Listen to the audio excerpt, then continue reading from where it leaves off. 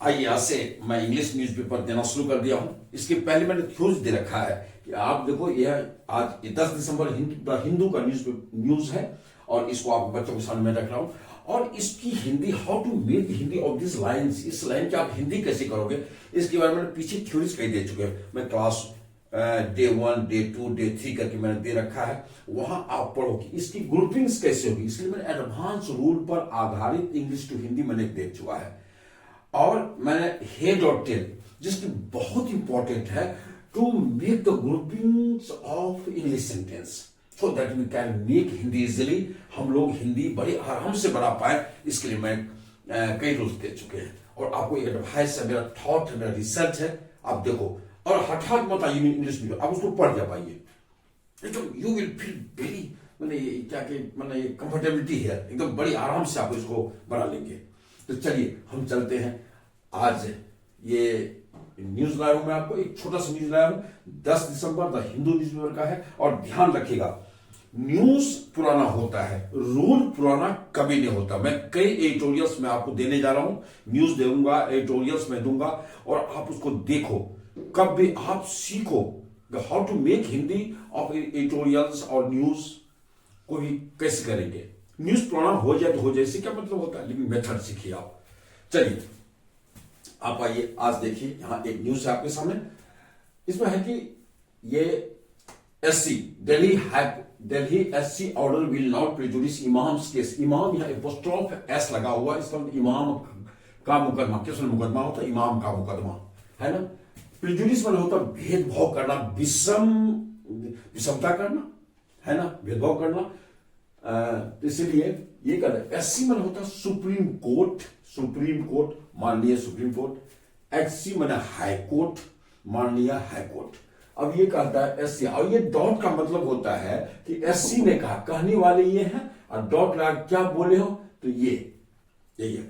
तो एससी ने क्या कहा कि Delhi high court order will not prejudice imams case, कि दिल्ली हाई कोर्ट का ऑर्डर इमाम के मुकदमे के साथ कोई भेदभाव नहीं करेगा। ये आपका हेडिंग है। चलिए अब हम लोग देखते हैं, ये लाइन है, 3 लाइन का ये न्यूज है आपका। पहला लाइन यहां है, उसके बाद दूसरा यहां है, और थर्ड यहां फुल स्टॉप। जितने फुल स्टॉप उतने सेंटेंसेस, और उसमें कई क्लॉजेज रहते हैं, छोटे छोटे क्लॉजेज रहते हैं।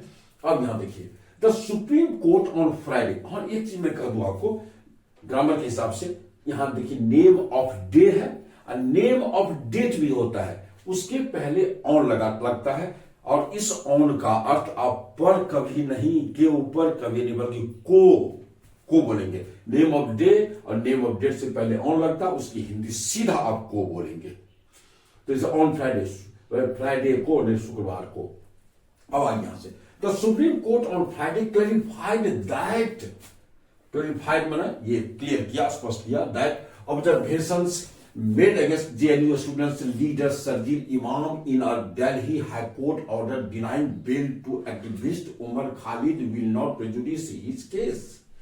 अब यहां देखिए, इसको 2 पार्ट में बांटिए। यहां देखिए आपका, यहां ब्रेक कर दे रहा है, चूंकि यहां क्लैरिफाइड आपका V2 है ये, और उसके बाद अगला वर्ब आपका यहां देखिए है। गौर से आप देखिए, मैं 2-4 न्यूज को मैं बहुत स्पष्ट कर दूंगा तो आपको क्लियर हो जाएगा। और यहां आप मेड अगर है तो ये V3 है। कैसे V3, तो मैं जस्ट आपको क्लियर ही था, आपको एकदम मैं क्लियर करने जा रहा हूं आपको। अब मैं पढ़ लिया हूं, तो मैं मेरे समझ में जो आया उसी हिसाब से मैं आपको कर रहा हूं। आप यहां से लेकर के यहां तक आपका एक क्लॉज हुआ, एक सेंटेंस हुआ, इसको अलग कर लीजिए, क्योंकि एक साथ कई क्लॉजेज आते हैं टेंस पर आधारित क्लॉज। यहां हो गया। दैट के बाद अब आइए ऑब्जर्वेशंस, मेड V3 है, अगेंस्ट एक प्रीपोजिशन है जो लगा है जेएनयू स्टूडेंट लीडर सर्जिल इमाम। सर्जिल इमाम कौन है, तो ये जेएनयू स्टूडेंट लीडर है, वहां जवाहरलाल नेहरू यूनिवर्सिटी छात्र नेता है सर्जिल इमाम। तो इसलिए यहां से यहां तक इससे पहले अगेंस्ट लगा हुआ, ध्यान रखिएगा, ये आपका सब्जेक्ट नहीं बनेगा, क्योंकि जिस इंग्लिश वर्ड से पहले सब्जेक्ट बना होता है, प्रीपोजिशन लगता है, वो सब्जेक्ट नहीं बनता है, उसके लिए कोई वर्ब नहीं आता है।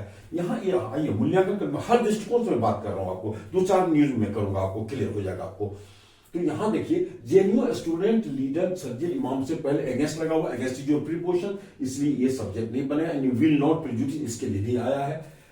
आप देखिए, और दिल्ली हाईकोर्ट ऑर्डर यहां से दिल्ली हाईकोर्ट ऑर्डर, इसके पहले इन लगा हुआ है, तो ये आपको इसके लिए कोई भाव नहीं आएगा, क्योंकि ये सब्जेक्ट नहीं बन रहा है। डिनाइंग ये बिफोर, ये सब्जेक्ट नहीं बन पा रहा है, और ये बेल ऑब्जेक्ट डिनाई किया, मतलब नकार दिया तो इनकार कर दिया, तो बेल क्या इनकार किया, तो बेल, तो ये हो गया इसका ऑब्जेक्ट डिनाई का, तो इसके लिए भी कोई आपको आएगा नहीं सब्जेक्ट, भाव इसके लिए कोई नहीं आएगा। अब यहां देखियो एक्टिविस्ट उमर खालिद से पहले टू लगा हुआ है, तो ये भी सब्जेक्ट आपका नहीं बनेगा, नहीं विल नॉट प्रिजुडिस इस सब के लिए नहीं आया, बल्कि सीधा आया ऑब्जर्वेशंस के लिए आया है, क्योंकि इसके पहले कोई प्रीपोजिशन नहीं लगा हुआ, ये आपका सब्जेक्ट है और ये पुल्लिंग में है। क्लियर हो गया। यहां दूसरी बात यहां आइए, ये मेड देखिए V3 में कैसे मैं इसको क्लियर कर देता हूं, क्योंकि मेड आपका V2 और V3 दोनों में से एक ही चेहरा होता है। अब आप कैसे क्लियर करेंगे इसको, ये V3 है कि V2 है भाई। यहां बाय अगर रहता मेड बाय तो क्लियर हो जाता कि भाई ये V3 है, चूंकि V3 से के बाद बाय आता है, बाय अगर आ गया तो ये V3 है, कोई दिक्कत नहीं होती। लेकिन यहाँ तो भाई यहाँ अगेंस्ट आ गया, आप कैसे how will you clear that one, आप कैसे इसको क्लियर करेंगे, तो हम इसको क्लियर कर रहे हैं। देखिए अगर ये V2 होता है, टेंस में होता, तो अगला जो ये वर्ब है इसके पहले एंड लगता है। जैसे ही वेंट, आप ऐसा नहीं लिख सकते, he went a plate, he went a wrote, WROT wrote मान लीजिए। अगर ये वेंट, अगर ये ही वेंट रोट, ऐसे नहीं होता है इंग्लिश में। अगर दो वर्ब ला रहे हैं आप, तो अगर दोनों टेंस में यहां आप एंड लगाना पड़ेगा, तब जाके ये क्लियर होगा। ग्रामेटिकली नहीं गलत माना जाता है। उसी ढंग से हम इसी थ्योरी पर माने, अगर ये V2 होगा, V2 होता है टेंस में होता, तो यहां दूसरा टेंस पर आधारित जो वर्ब आया उसके पहले एंड लगता, लेकिन यहां एंड तो नहीं है, एंड नहीं, इसलिए आप इसको V3 मानेंगे।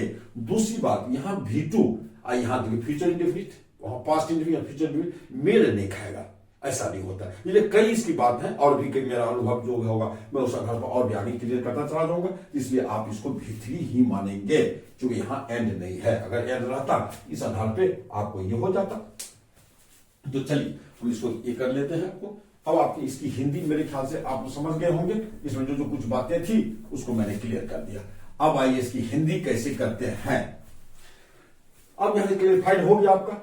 अब यहां से चलते हम, मैं बता चुका हूं गुरुजी में, एडवांस रूल में, कि टेंस पर आधारित जो वर्ब होता है वो वर्ब पूरे सेंस को दो भागों में डिवाइड करता है, लेफ्ट एक राइट। तो लेफ्ट हम लोग चलते हैं, इसका बना लेते हैं इसका।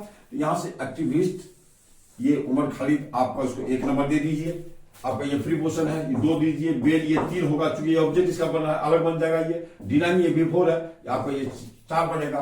और यहां से यहां दीजिए दिल्ली हाईकोर्ट ऑर्डर, ये चूंकि एक ग्रुप का वर्ड है, इसमें कोई प्रीपोजिशन है भी नहीं, आप इसको सीधा 5 करो, और इन प्रीपोजिशन इसको 6 कर दीजिए आप सीधा।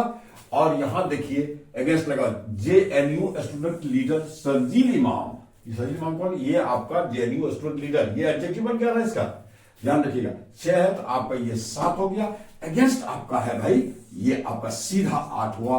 और नेट V3 है बेचारा, मैं दे चुका हूं आपको कि V3, V4 और 2V1 से पहले अगर कोई हेल्पिंग वर्ब एम, मीज और वाज, वेयर, हैज, हैव इत्यादि न लगा हुआ हो तो सीधा सेपरेट ग्रुप बनाता है, इसलिए V3 अलग ग्रुप बनेगा। और ये 9 हो गया आपका 9। और ऑब्जर्वेशन यहां से आपका ये 10 हो गया। दैट जो कंजक्शन है उसको हम ग्रुप में क्या जरूरत है, 2 सेंटेंस को जोड़ रहा है, तो 10 आपका हो गया। अब चलिए वर्ब से अब फुल स्टॉप के बगल से हम चलते हैं। हिज केस ये 11 हो गया और ये 12 हो गया। अब लेके 1 से लेके 12 तक की हिंदी बोल दो, आराम से इसकी हिंदी बनेगी। आइए मैं बोलता हूं अब बच्चों के साथ। अब यहां देखिए कि शुक्रवार को सुप्रीम कोर्ट, माननीय उच्चतम न्यायालय ने स्पष्ट किया, क्लैरिफाइड, स्पष्ट करना, स्पष्ट किया कि, दैट माने कि अब यहां देखिए कि एक्टिविस्ट उमर खालिद, माने कार्यकर्ता इसको बोलते हैं, एक्टिविस्ट अच्छा बोलते हैं, इंग्लिश बोलते हैं अच्छा लगता है थोड़ा सा, कि एक्टिविस्ट माने कार्यकर्ता, एक्टिविस्ट उमर खालिद के बेल जमानत, यहां के यहां टू का प्रीपोजिशन का अर्थ वैरी करता है, ध्यान रखिएगा।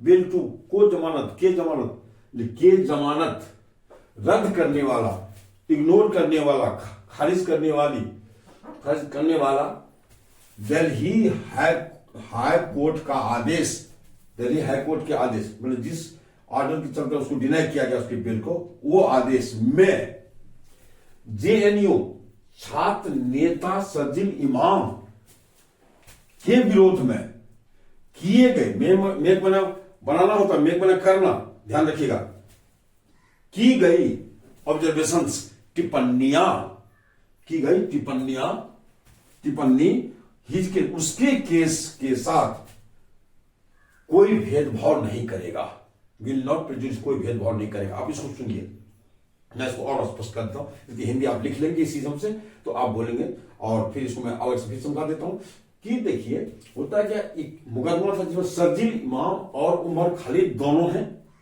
तो अब शर्जील इमाम के संदर्भ में अब इसकी ये उमर खालिद का बेल फाइल हुआ, तो आपको शर्जील इमाम के संदर्भ के विरोध में हाईकोर्ट, दिल्ली हाईकोर्ट ने जो टिप्पणी की, उस टिप्पणी के आधार पर ही उमर खालिद का बेल को भी उसने डिनाई कर दिया, बेल नहीं दिया।